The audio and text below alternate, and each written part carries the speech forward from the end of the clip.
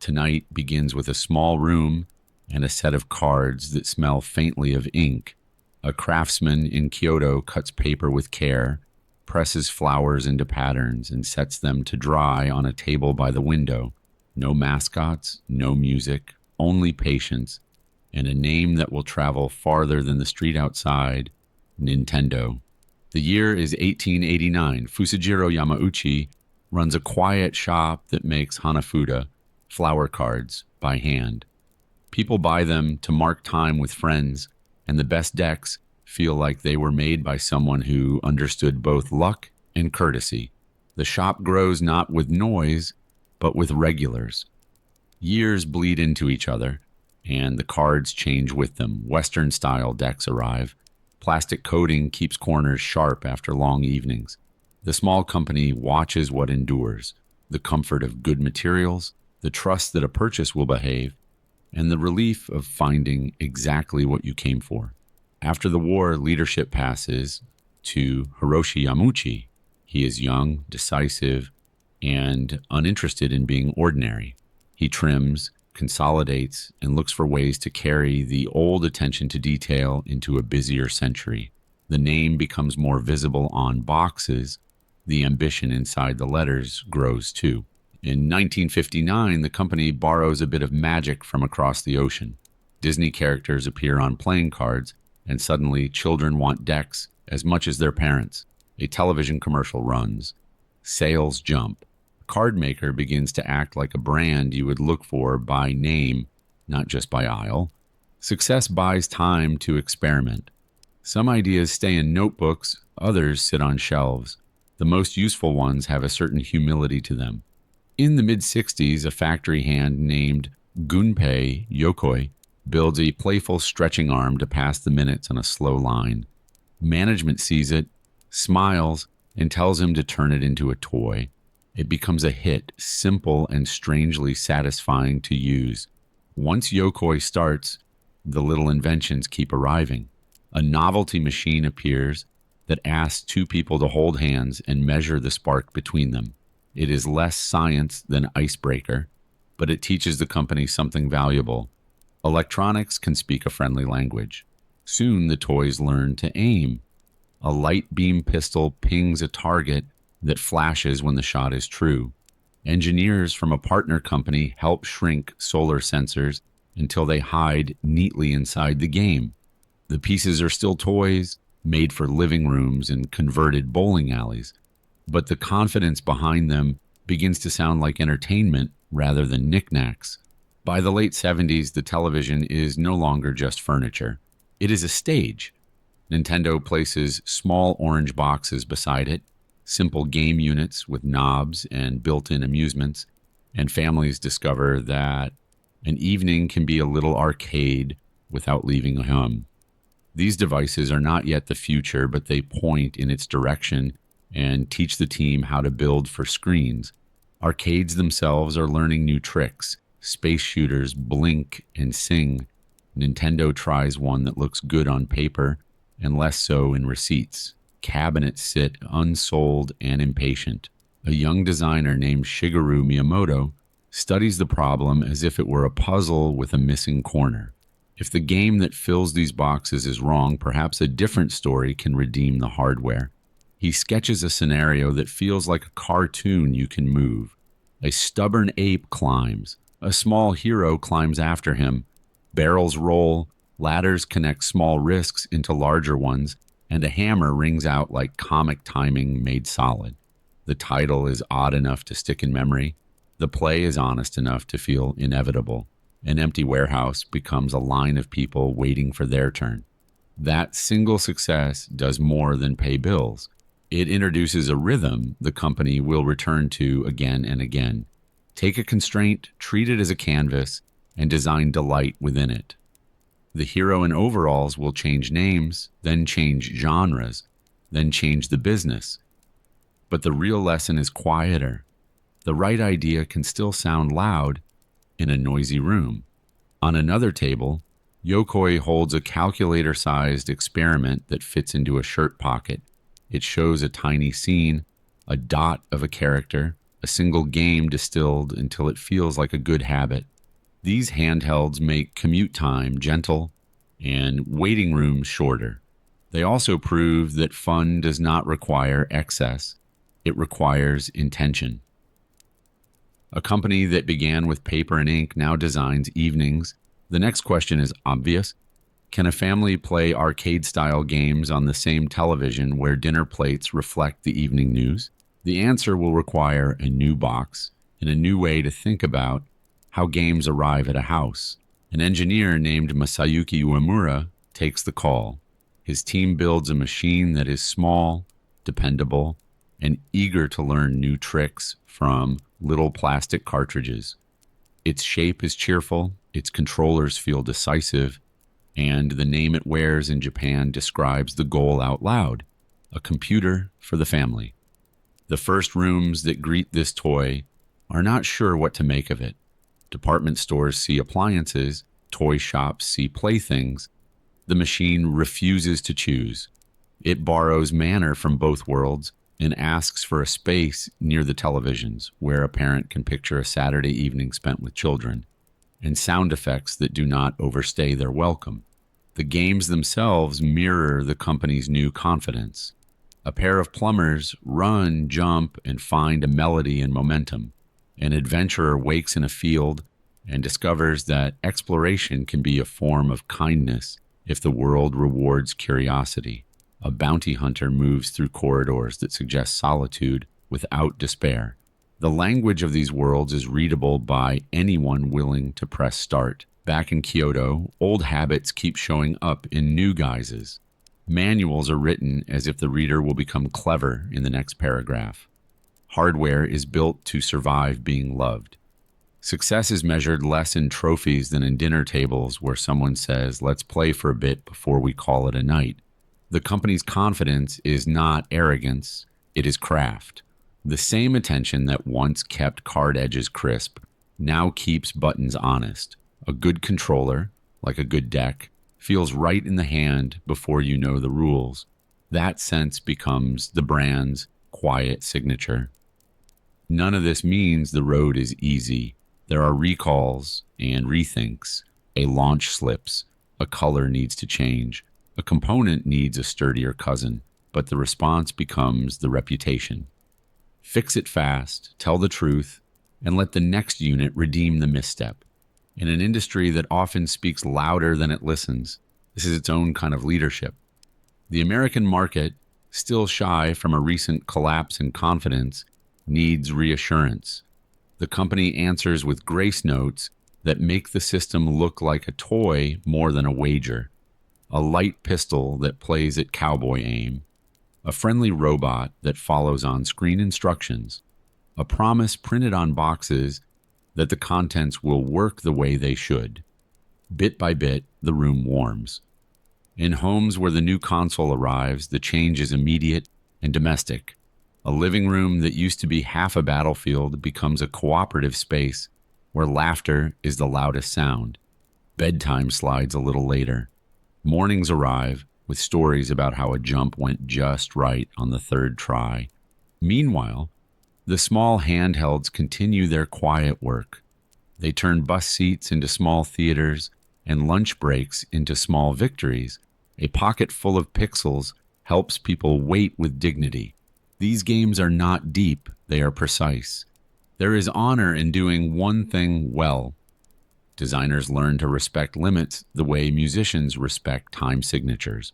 With a few colors and a little memory, they find ways to make stages that feel like places and enemies that feel like rules rather than obstacles. When the technology finally grows, the habits learned in scarcity stay, and the worlds they build remain readable and welcoming.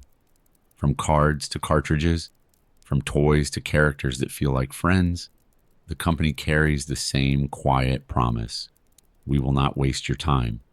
That promise keeps the tone human as the scale grows. It is why a logo can make a house feel prepared for a storm of boredom, the way a good flashlight makes it ready for a storm of weather. In this first stretch of the story, the pattern is already visible. Start small. Notice what people actually need on an ordinary night. Build toward that, not toward applause. The applause will come anyway in the form of a parent smiling because the room is happy and the clock can be ignored for a few more minutes. The arcade hit that saved a warehouse becomes a home philosophy. If a game delights in seconds, it can earn minutes, then hours. If a console respects the room it lives in, it can become furniture in the best sense, something you stop noticing until you need it and then cannot imagine living without. People sometimes ask how a company famous for cards found its way to characters who run and leap. The short answer is that both crafts serve the same quiet desire to make time feel well spent in good company. A hand of cards or a level of platforms both become stories told together. As the 80s turn, the picture sharpens. The family computer in Japan becomes a familiar sight under televisions. The response overseas will take a different kind of persuasion and a little theater. For now, the hardware proves itself at home, one neighborhood at a time, and the game library starts to feel like a shelf of favorite books. In the spaces between milestones, little choices define the tone. A pause button that respects phone calls, a restart that doesn't punish practice, a way to save progress so dinner can be eaten while the adventure waits politely. These are not marketing points, but they become why people recommend the machine without being asked. The engineers who built the console do not pretend to be magicians. They talk about cost, parts, yield, and the pleasure of snapping a cartridge into place without a fight. The artists who draw the worlds do not pretend to be poets. They talk about timing, arcs, and the joy of teaching without tutorials. Together, they make software that feels like hospitality. At trade shows, buyers learn to trust the team that once made cards. The pitch is never just features. It is evenings. It is family. It is the promise that when placed beside a television, this small box will earn its footprint the way a chessboard or a deck of cards does, by offering limitless replay to a room that needs it. The first batch of systems crosses the ocean carefully. The plan is modest: test a city, then two, and listen before you boast. The boxes come with friendly extras that calm nervous retailers and curious parents. The message is simple: this is play, not a gamble. The early months are not perfect. Some shipments miss their best weekends. Some stores hesitate. But word of mouth builds the way it always does.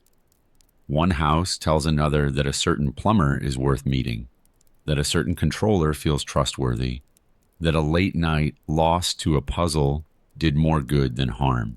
Back in Kyoto, the shift from paper to pixels is complete, but the culture that made the cards endures. Pride lives in the edges, in the feel of a button, in the way a screen animates a smile. The company believes, perhaps stubbornly, that affection can be engineered if you sweat small details and keep promises. The result of this belief is not loud. It is steady.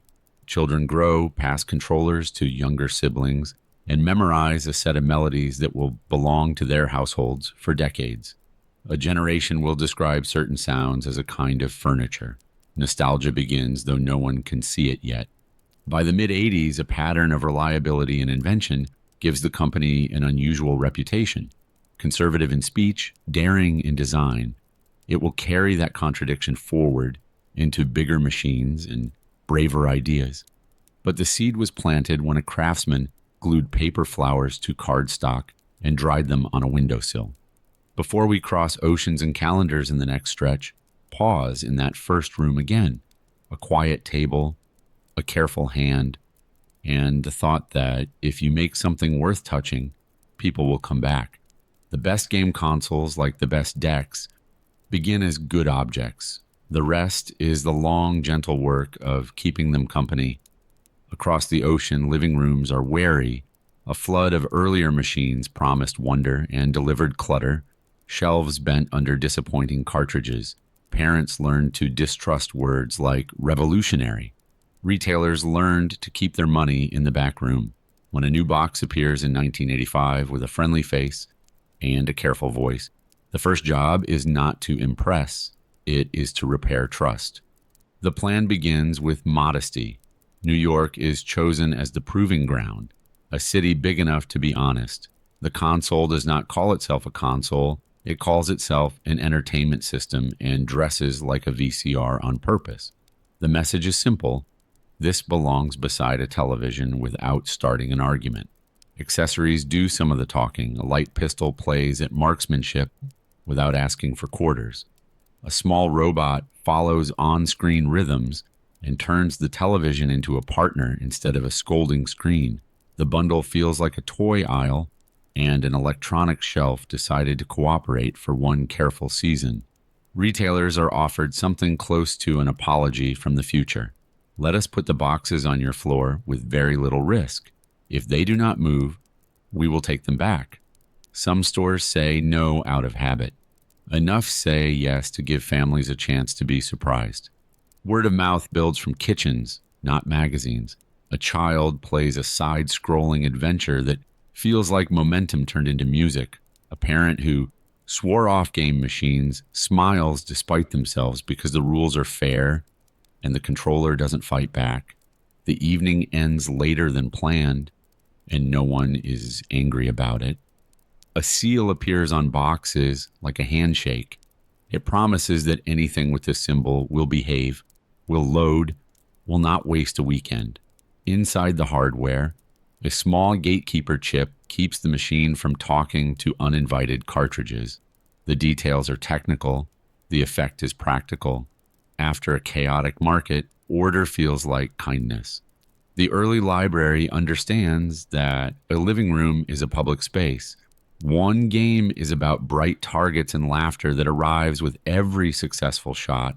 Another is about running and jumping in a world that teaches without manuals.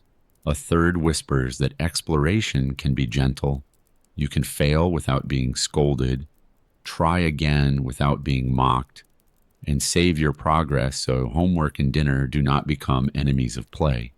The design of the machine speaks quietly to parents who remember broken springs and stubborn slots from earlier consoles.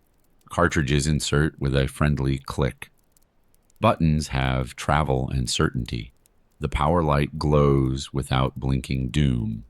It feels like an appliance that respects the room. And in the back offices, agreements with creators follow the same logic.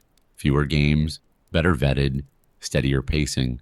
The company would rather arrive with a handful of strong titles each season than drown customers in choices that turn delight into fatigue. In homes, this reads as coherence, a shelf of reliable fun instead of a confusing wall. New York proves what the team suspected. If you treat play like a promise, people will invite it back into their evenings. The test grows to other cities. Retailers who said no the first time notice the way boxes leave neighboring stores and quietly ask to be included before the holidays. By the time the system goes wide, the conversation has changed. No one is talking about whether home gaming is over. They are talking about which game will come home next, which neighbor has the one with the ducks, and whether the platformer with the plumber really does get better the further you go. The living room, once suspicious, is now busy. The seal becomes a small cultural reference, a shorthand for "you can trust this." Parents repeat the phrase to each other in checkout lines. Magazines begin to review games seriously instead of as novelty. The machine's reputation veers away from fad and toward furniture, the respectable kind you save receipts for. The creators inside the company keep learning how to teach through levels instead of lectures. A jump placed just so shows you what is possible without a caption. A hidden path rewards the kind of curiosity that good teachers prize. Bosses feel like exams you can pass if you study by playing, not by memorizing. Characters quietly turn into companions. The hero in overalls becomes a household nickname. A green-clad adventurer teaches patience through maps and small victories. A silent figure in orange armor reminds players that solitude is not always loneliness. Sometimes it is simply the space where skill grows. Stores notice a gentler pattern at returns. Things come back less often, and when they do, explanations are simple. A cable could not reach. A controller met a curious toddler. Clerks exchange, replace, and send families home with their evening intact. The contrast with the earlier crash is part of the sales pitch without being spoken out loud. The company does not chase every trend. It refines a few that matter. Clear characters, clean rules, and music that still sounds like music after the 100th loop. In dorm rooms, cousins of the original test market compare notes about shortcuts and secrets. In elementary schools, the loudest brag is about finishing a hard stage without using up lives. Holiday seasons bring predictable lines that no one minds standing in. Stores arrange displays the way they arrange new toasters and small TVs, respectfully with space and signage that believes buyers will ask good questions. The brand's temperament is now widely understood. Conservative in announcements, generous in delivery. By 1987, the machine is no longer a guest in the living room. It has a spot, controllers live in a small basket, cartridges are stacked like paperbacks, sleepovers plan around whose house has more save files worth visiting. The television, once a one-way storyteller, has learned to listen.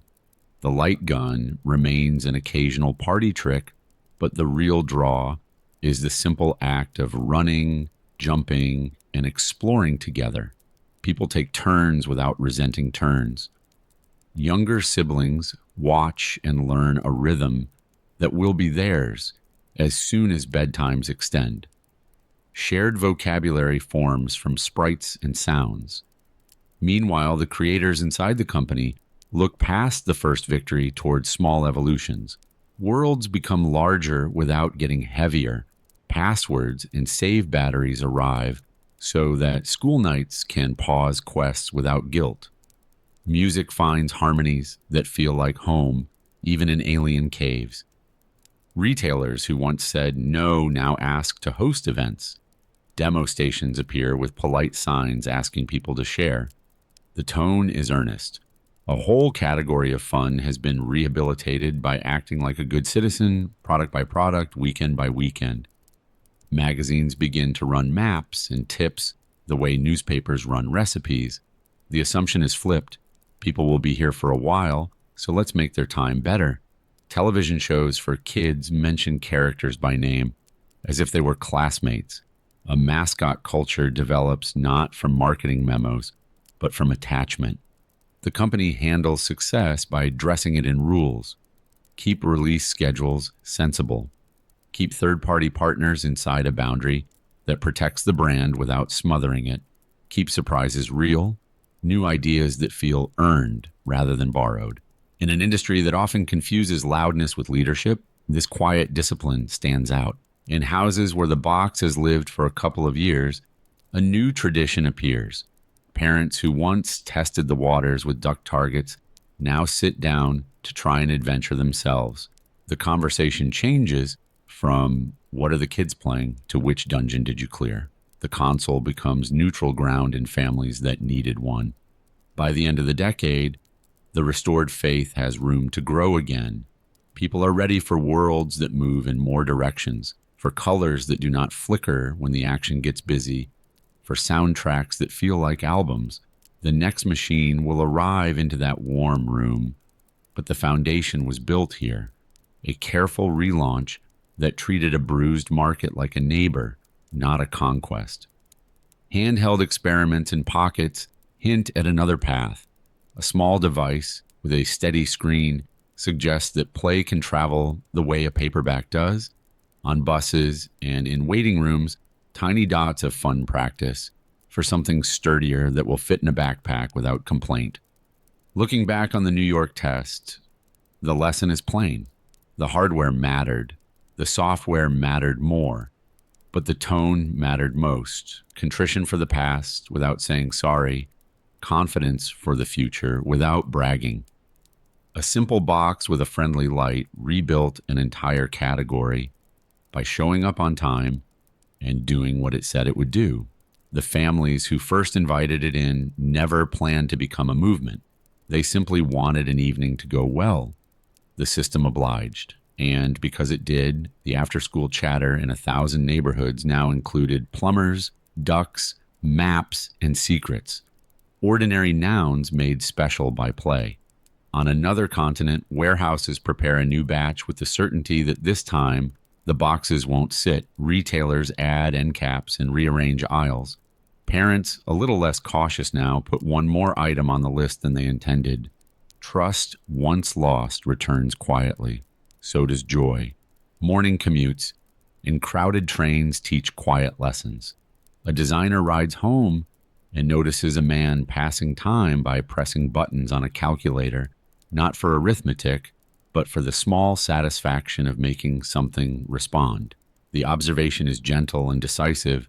A tiny screen, a few inputs, and a pocket can become a place to play without ceremony. The idea grows into a device that fits in one hand and keeps its promises for hours on ordinary batteries. It does not chase color or brag about specifications. It chooses endurance, clarity, and a price that feels possible for families. In conference rooms, the case is gray and polite. In backpacks, it is sturdy and patient. It clicks on with a soft sound that becomes a habit in train cars and waiting rooms. A puzzle from Moscow takes the passenger seat and then quietly takes the wheel.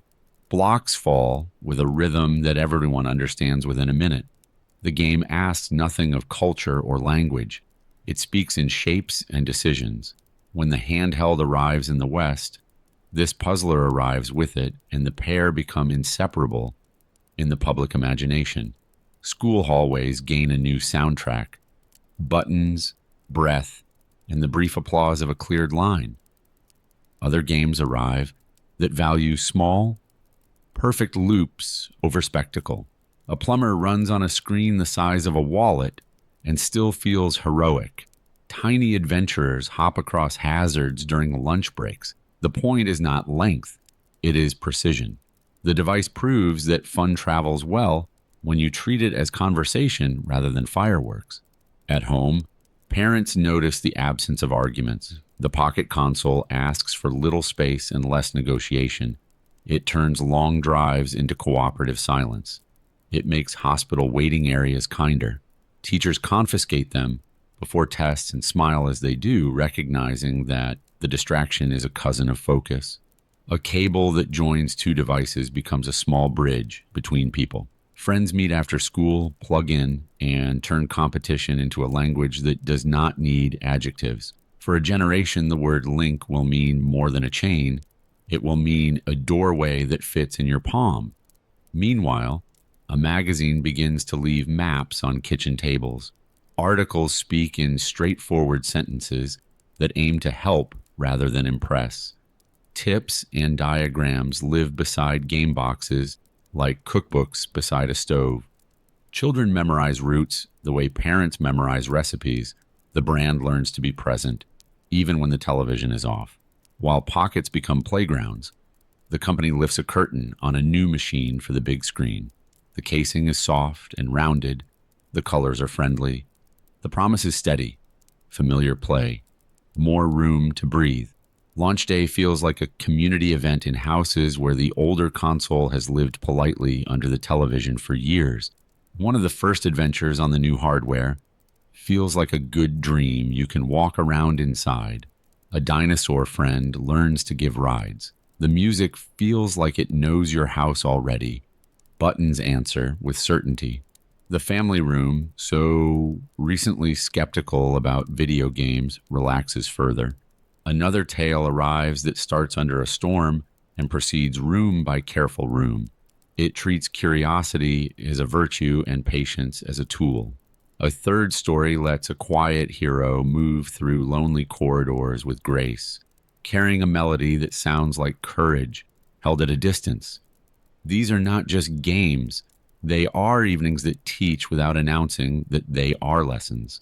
The new machine's trickery hides inside cartridges instead of on headlines.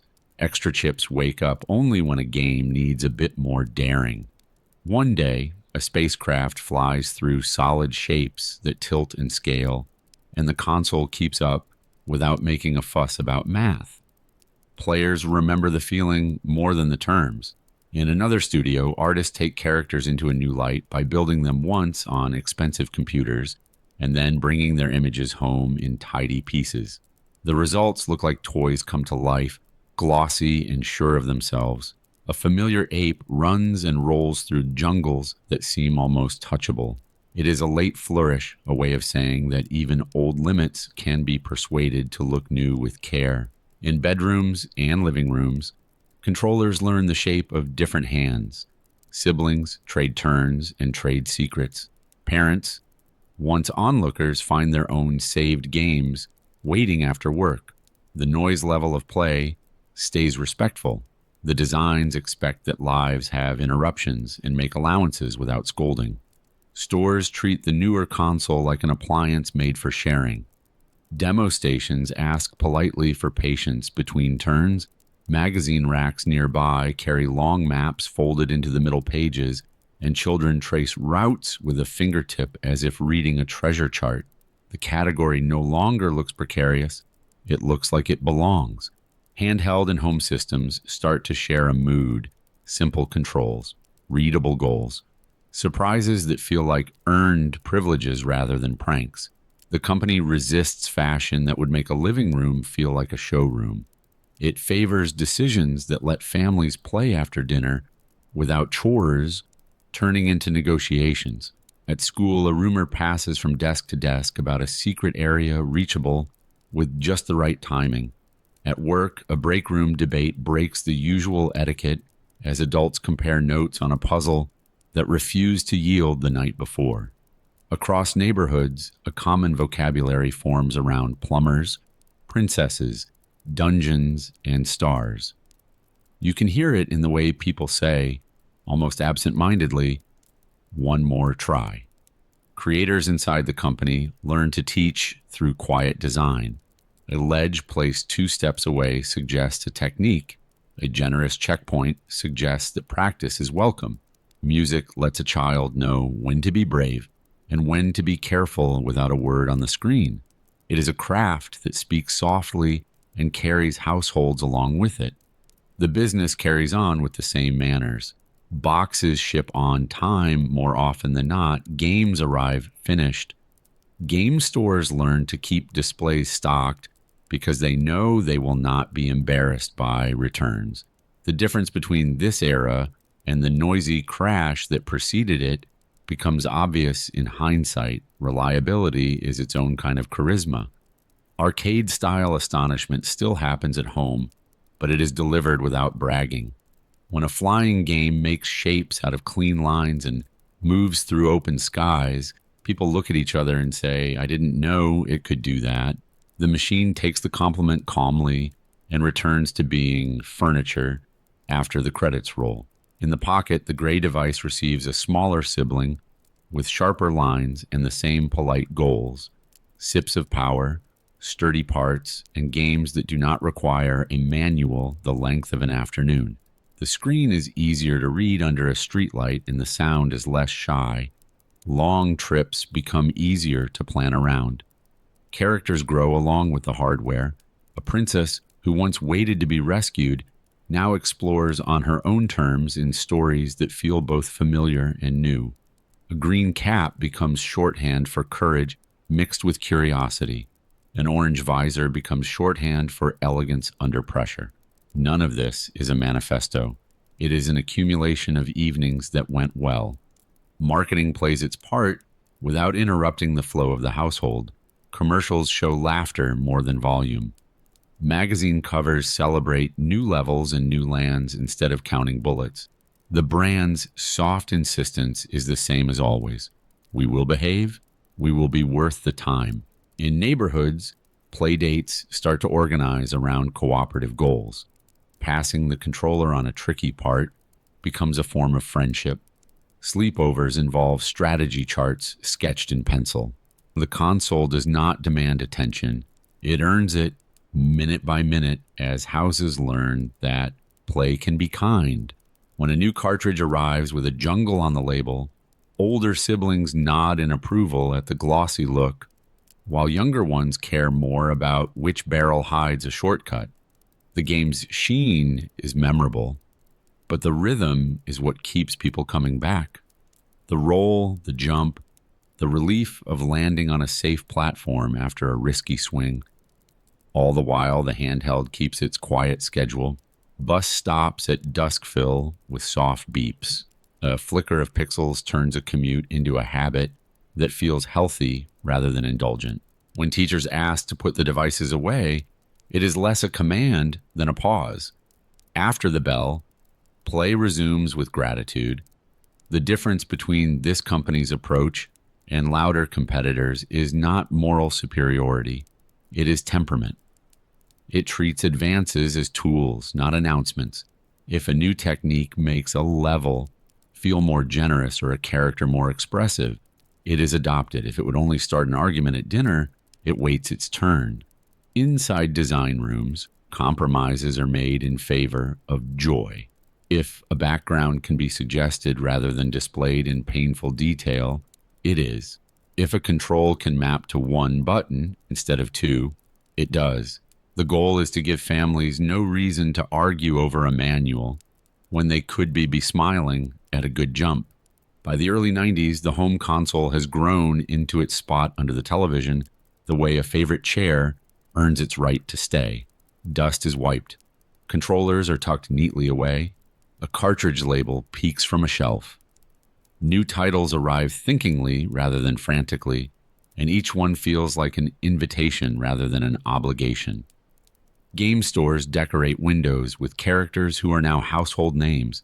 The faces are drawn with color and confidence, but the promise is the same as the old card decks once made. This will be worth your time and will not make you feel foolish for trying. That tone carries more weight than any spec sheet. People who never considered themselves players begin to admit that they are. A little. They discover that a good level is like a good short story. It respects your intelligence and leaves room for you to fill in the rest. They discover that saving progress is not cheating. It is a kindness to future selves who also have groceries to buy and homework to finish.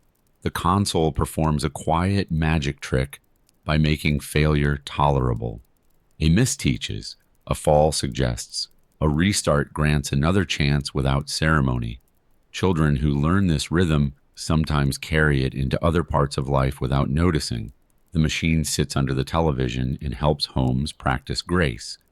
A letter arrives at the magazine from a reader who circled secrets in pencil with a parent and calls it the best evening of the month. Another reader sends a map they drew in crayon that is surprisingly accurate. The editors publish both with a smile, and somewhere a fridge door gains artwork that smells faintly of ink. In the midst of all this, a few experiments do not land. A toy arrives with ambition that the room doesn't need yet. A peripheral finds a handful of fans and then retires to a drawer. The company notices and moves on without speeches, keeping its larger promise intact. As the mid-90s approach, the living room is ready for the next step, but not in a hurry. The current console still has poise, and developers still find new ways to surprise without breaking the mood. A soundtrack can be lush without being loud. A boss can be stern without being cruel. A secret can be generous without being easy. The handheld, too, is not finished with its influence. New versions appear that fit pockets more gracefully and make screens easier to read. The device that began as a gray rectangle becomes a familiar friend in several accents. Families treat them like books. Pick one up, put one down, and return later without missing a beat. Looking back, the achievement of these years is less about feats than about feelings. A bruised market learned to trust a small box again. A pocket learned to host worlds without being greedy. A magazine taught new players how to talk about play without being embarrassed. The culture around the company took a deep breath and decided to stay. The last image of this stretch is a living room on a school night. Homework is finished. A half hour remains. A parent and a child agree on a level, a goal, and a stopping point. The console does its job without drama. The pocket console waits by the door for the morning bus. The house goes to bed with a simple certainty, play added to the day rather than taking it away. Not every step forward lands on its feet. A tabletop visor with red lights promised a new kind of depth and delivered mostly discomfort. People bent toward it like students at a microscope and found a few clever ideas inside, but the device asked the neck and the eyes for more patience than most homes had to spare. Shelves made room for it, then closets did. The company listened, said little, and moved on. The next machine spoke more softly and changed more. It arrived with a controller that tilted a thumb on a tiny stick and, with that one motion, turned corners into arcs. The first game felt like a guided tour of a dream that had finally learned how to be walked through. You could run in a circle just to feel it, then run toward a new idea and watch it answer with a grin. People remember the plumber's first steps in 3 dimensions the way they remember learning to ride a bike. A few wobbles, then freedom. Camera buttons acted like advice rather than orders. Levels felt less like tracks and more like places where gravity and whim guided a curious afternoon. It was a technical triumph that never bragged, which is why living rooms adopted it so quickly. A fantasy arrived later that felt like a storybook opening from the middle. A child stepped into a village at dusk, learned a song, and grew old enough to keep a promise. Puzzles respected patience. Battles respected timing. What could have been confusing instead felt like an invitation.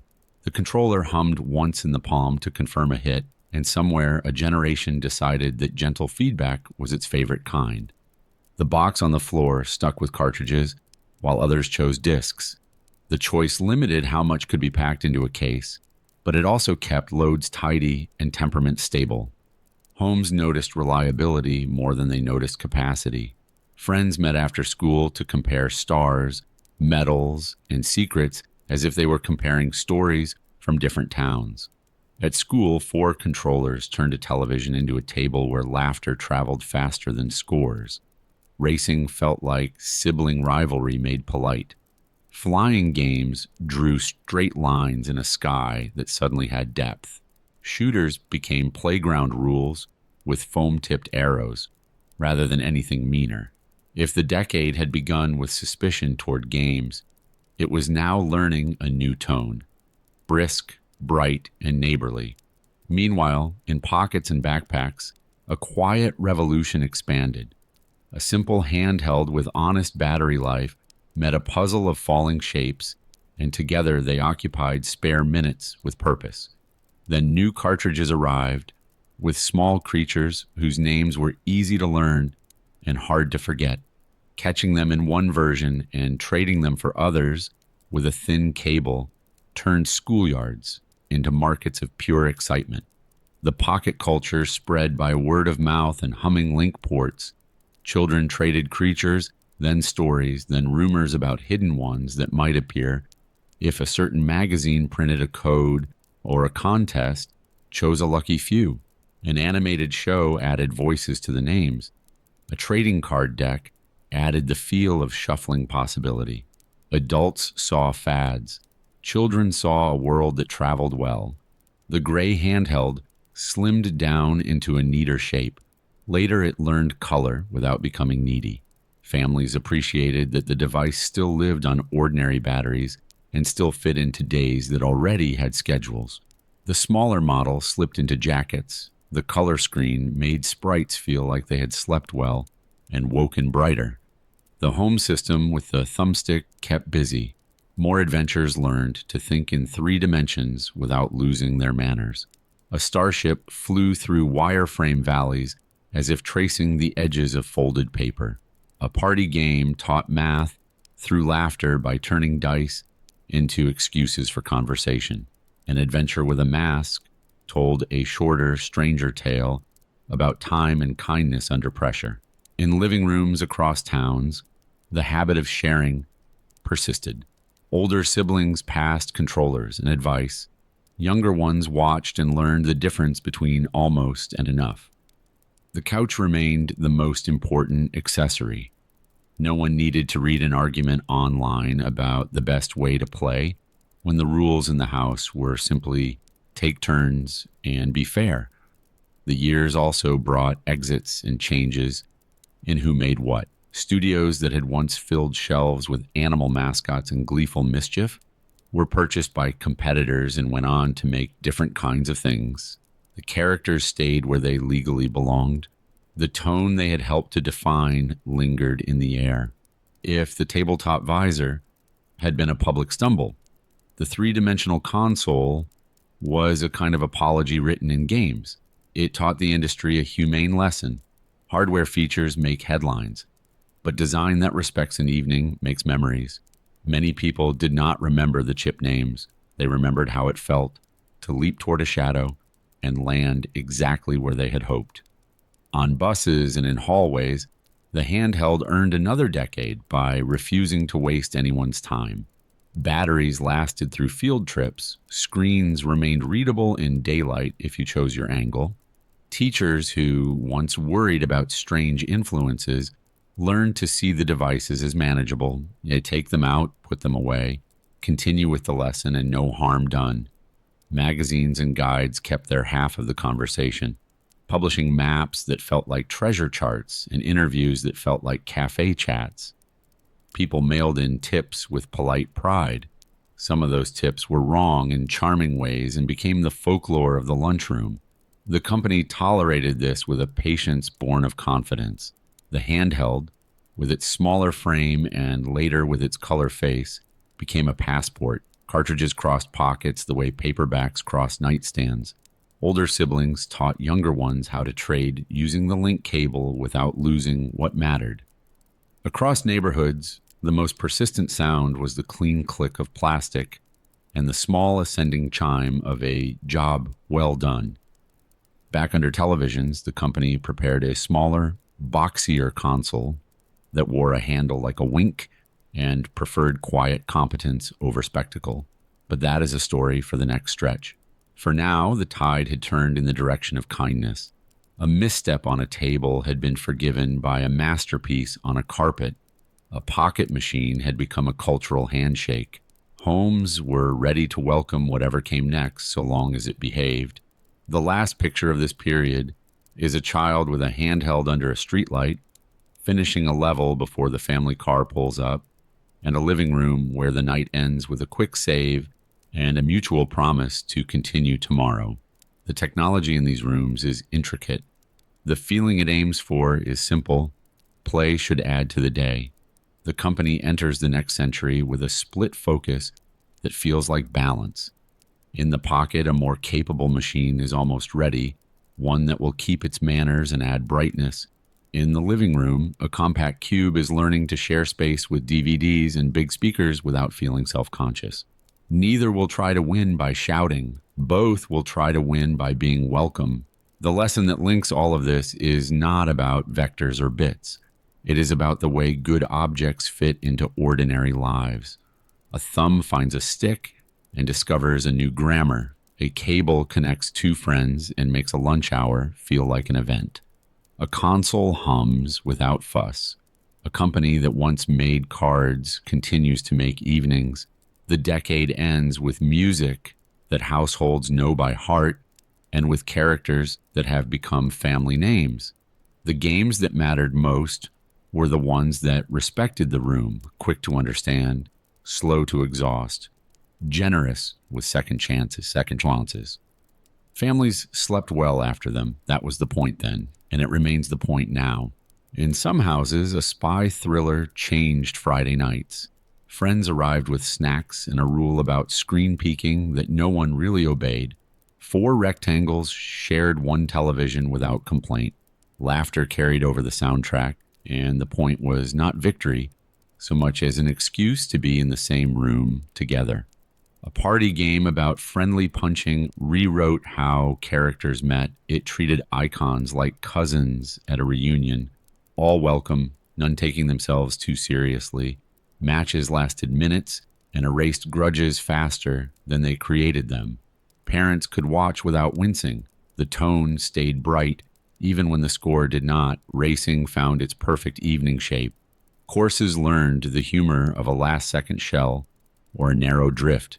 Tracks became as familiar as neighborhood streets, and a couch full of siblings could name shortcuts the way they could name the best route to school. The controller's stick turned steering into sketching. Not every ambition reached every living room. A disc add-on that might have changed how games arrived stayed mostly in one country, the idea preserved in a handful of releases and in the affection of those who tried it.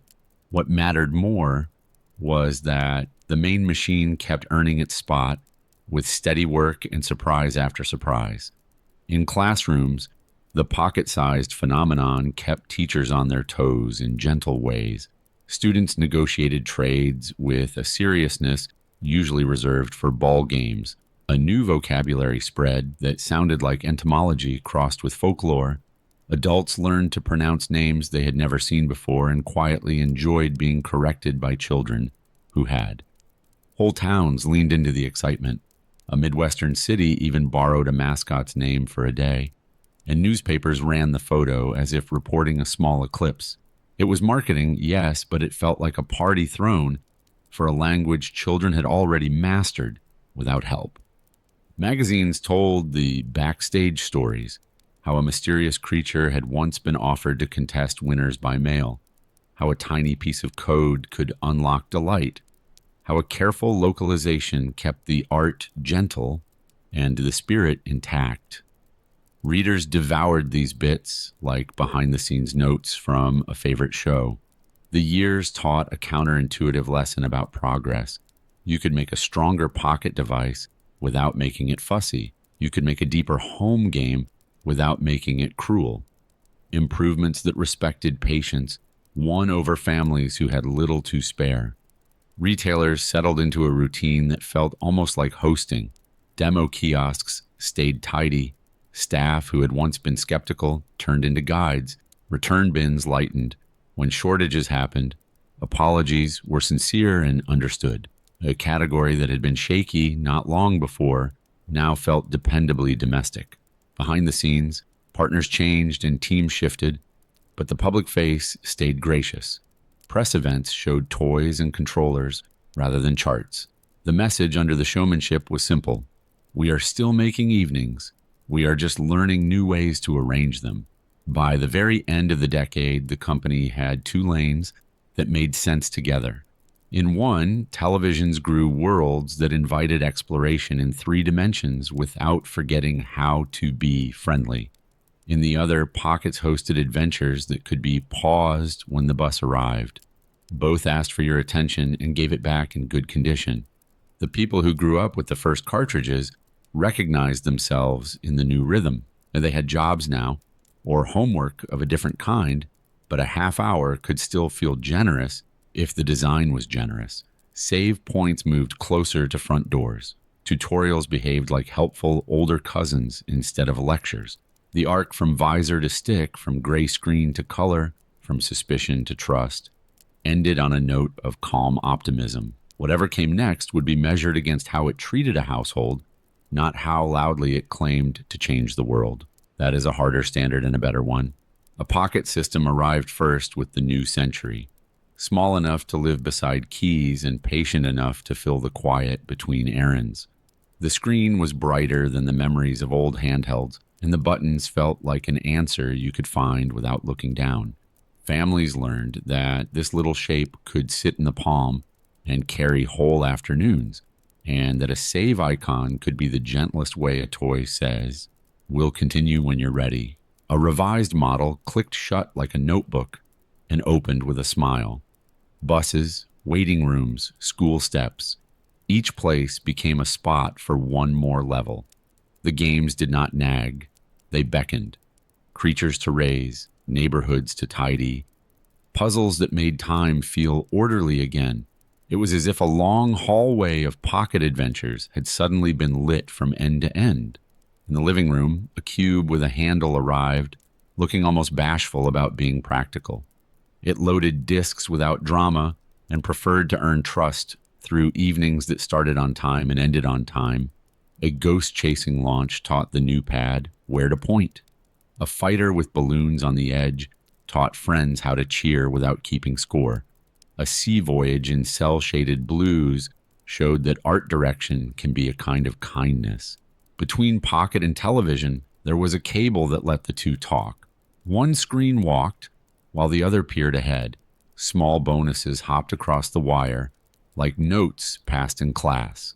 The feeling wasn't technical, it was neighborly, a console and a handheld acting like siblings who share a room and trade sweaters.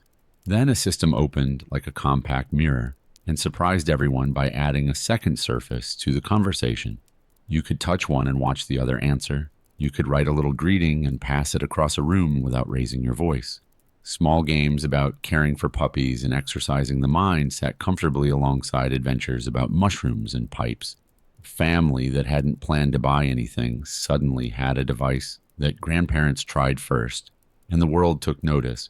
When the next home console showed up, it didn't brag about power. It offered a wand that even an uncle who didn't play games could understand in a minute. A living room turned into a small gym, a small bowling alley, a small country club. People stood up, laughed, and forgot to argue about settings. The evenings were light. The hardware was invisible. The success felt inevitable only after it happened. A few years later, a portable learned to show depth without glasses. It stumbled at first, and then found the right price and the right tone. A life sim in a town with flowers and errands taught patience. A pair of monster collecting adventures taught sharing. A street feature made commutes feel like a scavenger hunt for green lights and new faces. The device never demanded your full day. It asked politely for your spare minutes and gave them back feeling longer. The home console that followed tried something unusual with a touchscreen on the controller. Some houses loved the idea. Others weren't quite sure what to do with a screen in the lap and another on the wall. The library that did arrive had quiet gems, but the larger public kept waiting. In hindsight, it feels like a stepping stone laid in the right direction, just one river too early. That river led to a simple promise. In 2017, take the game with you, then set it down and keep going on the television. And a soft click as the controller slid off and on became a new kind of welcome. A wild kingdom opened its gates on day one and said, "You can go anywhere." Months later, a city of acrobatic hats and brass bands reminded everyone that surprise is a renewable resource. On weekends, a cart game kept families competitive without grudges. None of it felt like homework. In late-night apartments and morning trains, the hybrid idea proved itself. Some people played only at home, others never docked at all. It didn't matter. The same cartridge was as patient at a cafe as it was ambitious on a 4K screen. A handheld-only model arrived to make travel easier. Later, a version with an OLED screen made colors quieter and richer, the way a curtain makes sunlight softer. The library kept stretching without fraying. When the world slowed down, an island of chores and kindness became a favorite kind of company. Gardens grew, neighbors waved, and real-world calendars picked up small traditions from a game about being helpful. A different game about exercise turned elastic bands and knee bends into levels that went by faster than anyone expected. Bedrooms and living rooms felt less boxed in when they contained places to visit and paths to jog. Years passed, and the hybrid's bestsellers became the kind of household names that don't ask to be introduced. A kart racer that started on another system found a bigger second life. A brawler hosted its widest guest list yet. A platformer with an elephant suit remembered how to be surprising without being loud. An adventure with gliders and ultra-hand contraptions built on the promise of its predecessor and encouraged walks that started at a hill and ended with a story worth telling. Alongside new games came a library of old ones offered with modern courtesies, quick saves, online co-op, and a pause that respects a doorbell. The service grew to include handheld classics, 16-bit comfort food, the first honest 3D experiments, and for newer hardware owners, a shelf from the early 2000s with sails, stages, and glossy plastic. It felt less like renting a museum and more like keeping an attic tidy and reachable. Brand strength wandered off screens and into theaters one spring, where a plumber and his brother filled seats all over the world. Parents who hadn't held a controller in years still recognized the music. Children met the characters for the first time on a giant canvas. The effect was not subtle. It reminded everyone that these worlds had been waiting, not fading. As 2025 opened, the company began a handoff that looked closer to a relay than a replacement. The long-running hybrid eased toward a well-earned rest, while its successor stepped in with familiar ideas made sturdier. The first weeks were busy ones. New boxes left warehouses quickly. The older model kept its seat in homes that weren't ready to change. People discovered that saves traveled kindly between the two. Controllers learned a few new courtesies without forgetting the old ones. Under the numbers, the story stayed simple.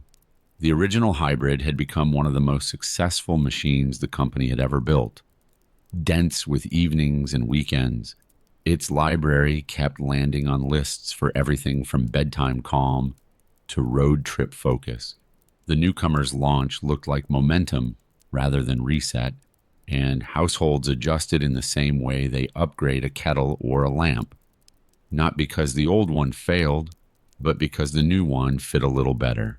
In offices and video calls, partners pointed out that the company had brought a few trusted studios closer in recent years to keep the pipeline steady. The public noticed it only in the way releases felt a bit more predictable and polished. The overall tone, delight over boasting, hospitality over confrontation, held steady through corporate changes that would have rattled a less confident brand. For players, the landmarks were games, not shareholder charts. A science fiction adventure finally showed new footage and promised a return to scanning, doors that hiss, and the feeling of being alone but capable. A royal kingdom announced a new chapter with a different hero holding the wisdom this time. Trainers heard a date for a return to a city of cafes and boulevards. These were the kinds of announcements that quiet a timeline and fill group chats with gentle planning. The longer view makes the pattern clear. A toy company that once printed cards found another century by designing for households before specifications. When a device failed to fit, it reconsidered quickly. When something worked, it stayed humble and expanded sideways. A lighter model here, a brighter screen there. A subscription that makes yesterday ready for today. The lesson wasn't about chips, it was about manners. If you pass a cafe window today, you might still see a familiar silhouette on a table near a cup. The screen held up by a case. A character paused mid-jump while a friend returns with more sugar. At home, a dock under the television glows softly. A newer box hums nearby, ready to take over when asked. The sound in both rooms is the same. A button press, a small confirmation, and the sense that play can be quiet and still feel important. The history from 2001 to this summer reads like a series of small accommodations for the shape of real life. Pockets got deeper, commutes got longer, families grew and scattered, and the hardware kept adjusting. Never asking you to organize your day around it, only to bring it along and let it be pleasant company. That might be the real secret. Devices come and go. Good habits stay. The story ends where most evenings do, a save icon, a tidy exit to the menu, and a promise that you can pick up tomorrow without losing the thread. Whether you are keeping an old island tidy, finishing a shrine, or waiting for a long-teased adventure to finally arrive, the feeling is the same. The door isn't closing, it's just resting on its latch. The lights in Kyoto will be on early again, and somewhere a child will learn that a single soft click can mean it's time to play. Indoors, tournaments grew around a certain Cube-era fighter that never truly left living rooms. It taught a generation to draw a circle with a stick in one motion and to welcome new players with the kind of house rules that make competition friendly. Random stages, no grudges, rematch by instinct. Years later, when newer versions arrived, the old ones stayed put like a favorite mug at the back of the cupboard, always there, easily reached, thoroughly owned. The handheld that folded like a book had its own small revolutions. Pens tapped out numbers for brain training during coffee breaks. Kids named digital puppies and took them on walks that made real walks more likely. A built-in sketch chat turned crowded holiday tables into impromptu art galleries. The lessons slid neatly into the company's core. Make play feel natural, and the audience quietly widens around it. The balance board that arrived for the motion console placed bare feet on cool plastic and asked for a deep breath. Parents discovered they could stretch while the rice cooked. Grandparents tried gentle poses and found new muscles. Children giggled their way through balance games that felt like carnival attractions. It was an invitation to think about health without dread and about entertainment without chairs. Street Pass became a small joy for the glasses-free handheld. Trains, malls, lecture halls, all became places where a green light meant a stranger had wandered past with the same device sleeping in a bag. Tiny puzzle pieces and me characters stacked up into souvenirs of a city you barely noticed you crossed.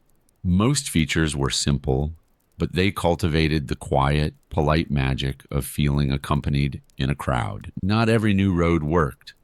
The tablet controller system had ideas that later designs refined and simplified. A message board let people draw and encourage each other. A camera fed a screen on the lap with a point of view the television couldn't offer. These were promising sketches. Their best parts found homes elsewhere, the way themes from a rehearsal become melodies in a final song. Then came a season of discovery on the hybrid.